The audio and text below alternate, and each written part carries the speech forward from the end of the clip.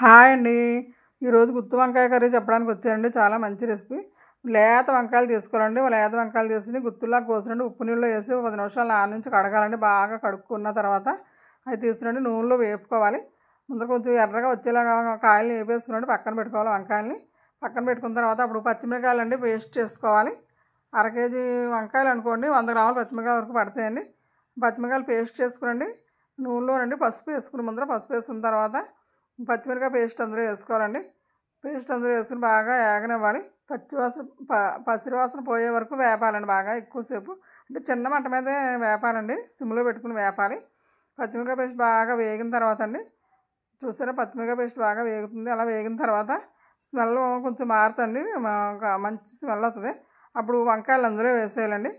వంకాయలు అందులో వేసేసి బాగా అటు ఇటు కలుపుకోవాలండి. కలుపుకున్న తర్వాత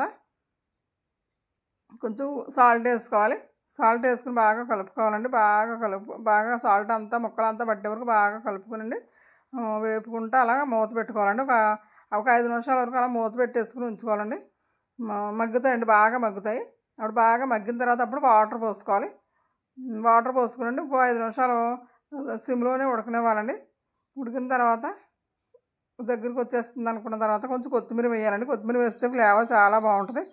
కొత్తిమీర వేస్తున్నాండి. దాన్ని మళ్ళీ బాగా కలుపుకొని కూర అంతా కలిసేలా కలుపుకొని మూత పెట్టేసుకోవాలి.